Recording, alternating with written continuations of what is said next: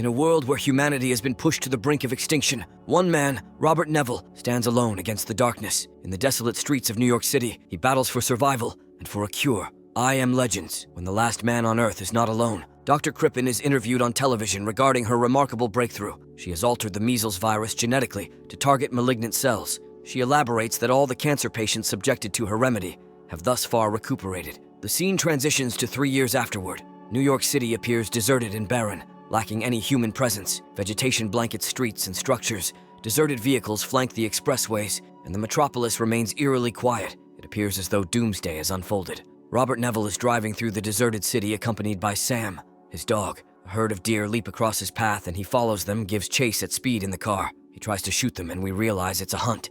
The deer split up and run down a road blocked with abandoned cars. Neville gives chase on foot, trying to hunt one deer down. As he rounds a corner, he gets the deer in his gun sights, only to be beaten to the kill by a lion that presumably escaped from the NYC Zoo. Robert is torn as to whether to shoot the lion and its family who also enter the scene, or leave the deer to them. At this point, Robert's watch alarm starts beeping and he leaves, taking Sam with him. We see Neville's home. It is the typical American detached house, but it looks as though it were in the middle of a war zone. Robert and Sam have had a seemingly normal evening, eating processed food and watching TV. After a bath, Neville shuts, locks, and protects every door and window with massive steel shutters. He sleeps with Sam in a bathtub, rifle in hand, with sounds of screaming surround the home. In his dreams, Robert envisions Zoe, his wife, their child Marley, and a young Sam attempting to depart from New York. Clad in a military uniform, Robert grapples with a monumental decision to remain in New York alone, utilizing his expertise as a military doctor to combat the virus. They craft a narrative for Marley, telling her they're embarking on a holiday. The dream abruptly shatters as Neville awakens, confronted once more by the stark solitude of his existence. In his fortress-like abode, Robert engages in exercise routines before descending to the basement, housing a compact yet sophisticated laboratory. Inside, he dedicates himself to ongoing experiments aimed at formulating a vaccine for the virus responsible for decimating humanity. Among the multitude of vaccine iterations, he's administered one, among countless others, to a group of mice, observing their reactions in pursuit of a potential remedy. Most of the mice exhibit intense aggression, yet one stands apart, displaying an unexpected docility. Neville takes note of this exceptional mouse, identifying the particular compound as a promising candidate for human trials. Later, Robert goes to a video rental store where he talks to some mannequins he has set up, his only form of contact with the human form. It seems he has created a game for himself to prevent madness from taking him. He later visits some condo flats nearby, searching for supplies and coming upon a room with a bed surrounded by plastic wrap and another room with 2 cribs.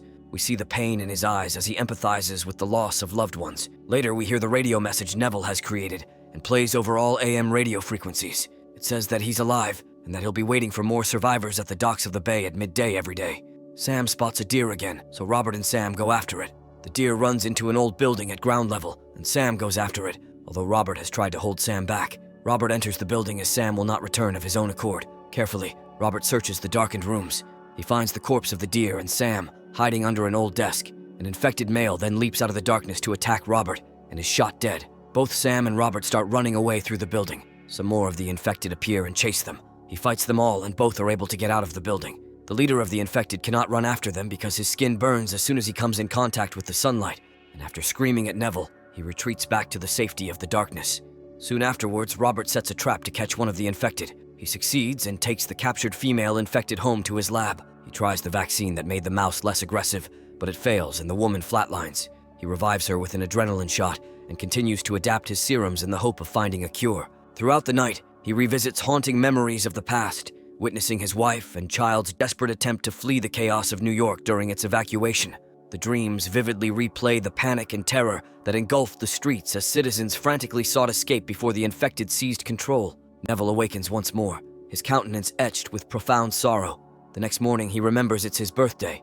When he goes to the video store, he finds his mannequins have been moved. During the night, the infected have set the same trap he organized for them the previous day. Neville is caught by the trap and passes out. When he wakes up, he is badly hurt, hanging upside down and bleeding. Sam is faithfully waiting for him. He cuts himself free finally just as dusk falls, but he falls on his knife and impales his leg. The infected leader then appears with infected dogs who attack Robert, but Sam defends him, who succeeds in crawling back to his car to retrieve a pistol, shooting the infected dogs dead. He looks over to see Sam collapse from a bite wound and picks her up and lays her in the car. When he gets home, he puts Sam on a table and injects her with an experimental vaccine. The vaccine fails in helping Sam as Neville realizes her hair begins to fall out and she attempts to bite him, so he is forced to kill her by strangling her as she struggles in his arms. Tears stream down his cheeks as he says goodbye to his only friend. He then goes and buries her in the streets. In a grief-stricken rage, he decides to fight all the infected face to face. He drives his SUV at high speed into the hordes of infected who roam the streets at night. He nearly runs off the end of the pier and crashes. The infected overturn his SUV. Just as he is about to die, a bright light shines on him, and he blacks out. While blacked out, he has dreams about the past once more. This time, he dreams of the helicopter his wife and child used to escape New York. As it takes off a nearby helicopter is attacked by infected and crashes into the helicopter carrying his family. He wakes up in Ahi's house to Shrek playing on the TV and stitches in his knife wound. The people who rescued him are Anna and her son Ethan, who have heard Robert's radio message and went to find him the previous day.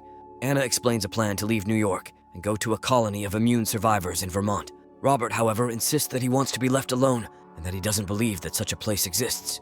As evening descends, Robert becomes aware of the infected launching an assault on the house. Their numbers have swelled as they trailed Anna from her previous rescue mission of Robert. Despite the robust fortifications, the sheer volume of infected overwhelms the defenses, breaching the shutters and infiltrating the residence. In a frantic retreat, Robert, Anna, and Ethan seek refuge in the basement laboratory. During the hectic fight, Robert has time to realize that the infected female he had captured earlier and tested the virus vaccine on has come back to her human form. He takes a sample of her blood in a syringe and gives it to Anna, telling her to leave through a small trapdoor with Ethan. Robert stays back to kill as many of the infected as he can, blowing them to pieces along with himself, including the vicious alpha male who has made a personal quest out of hunting Robert down. Anna and Ethan arrive at an enigmatic location nestled in the countryside, a road interrupted by a fortress-like wall guarded by a formidable steel door.